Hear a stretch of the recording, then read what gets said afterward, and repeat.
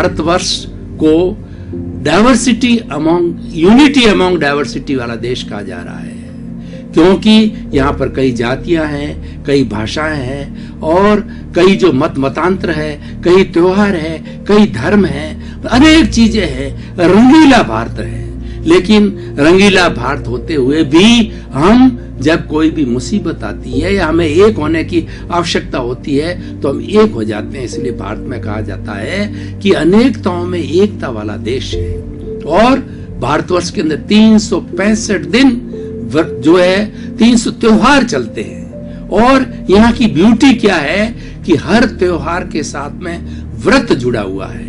देखिए, त्योहार जो आता है वो आमोद प्रमोद के लिए आता है और व्रत होता है वो अपने आप को नियंत्रण करने में आता है। लेकिन दोनों का सामंजस्य होता है, एक तो बाहर का आमोद प्रमोद, एक अपने आप में नियंत्रण करना। दोनों चीजें मिलने से क्या होता है कि उसका प्रभाव होलिस्टिक होता है, उसका प्रभाव पूर्ण होता है, संपूर्ण हो जाता है। ये हमारे त्योहारों की एक बहुत बड़ी ब्यूटी है। देखिए, यहाँ पर दो शब्द आते हैं, एक तो स्वास्थ्य और एक है व्रत। हमारे जितने भी धर्म दर्शन धर्म गुरु है उन्होंने स्वास्थ्य को व्रत के साथ जोड़ा है, व्रत को स्वास्थ्य के साथ जोड़ा हुआ प्रारंभ से।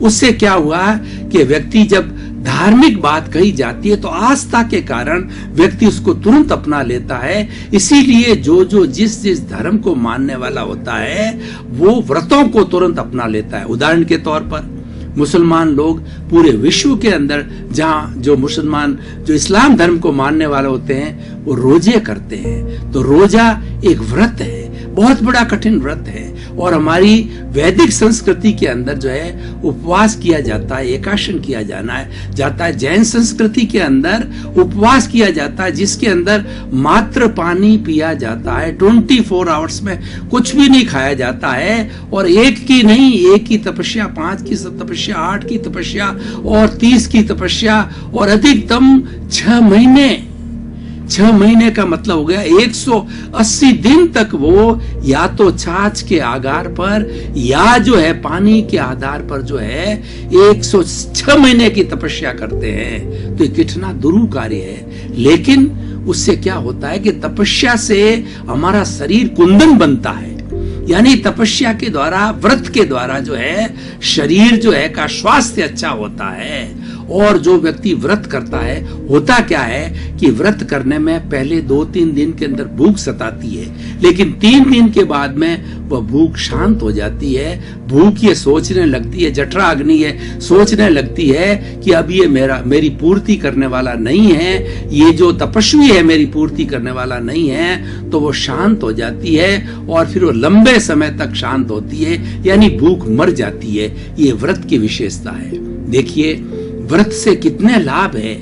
व्रत का अर्थ होता है हम अपने आप को कुछ न कुछ अंकुश करें, और खास तौर से ये जो हमारा शरीर है उस शरीर के अंदर हम जो भोजन सामग्री न डालें।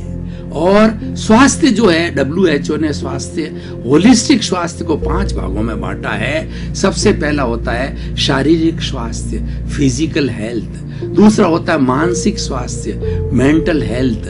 तीसरा होता है जो हमारा भावनात्मक स्वास्थ्य, इमोशनल हेल्थ। चौथा होता है हमारा आध्यात्मिक स्वास्थ्य, स्पिरिचुअल हेल्थ। और 5वां होता है सामाजिक स्वास्थ्य, सोशल हेल्थ।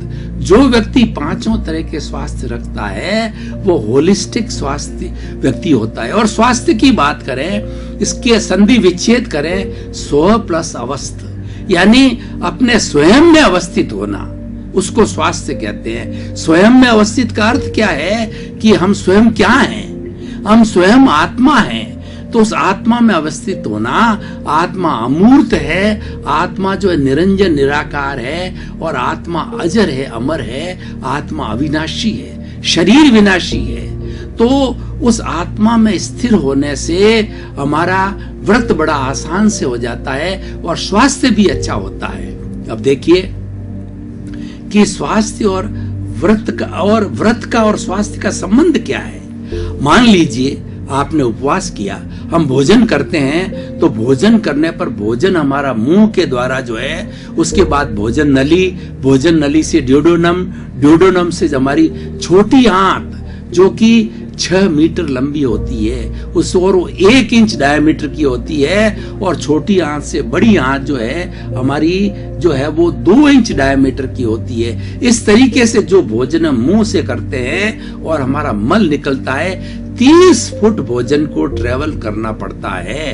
30 फुट भोजन ट्रेवल के बाद में मल के रूप में निकलता है। और बीच के अंदर छोटी आंतें क्या करती है कि जब हमारा आमाशय पूरी तरीके से जो भोजन को पचा देता है, वो धौंकनी की तरह चलता रहता है हमारा आमाशय, और उसमें कई तरह के रस निकलते हैं। उन जो रासायनिक रस होते हैं, जो कि पाचक रस होते हैं, वो हमारे भोजन को पचा देते हैं। और भोजन पचने के बाद मौसमी का जूस भाइयों होता है ना, वैसा का वैसा। और हमारी छोटी आंत है, उसके साथ में जुड़ी कैपिलरीज होती है, तो वो मौसमी का जो जूस होता है, उस जूस को वो सक कर लेती है, चूस लेती है, और मौसमी के जूस जैसा वो रस जो जाकर के जो है हमारे यकृत के अंदर मिलता है और वहां खून बनता है।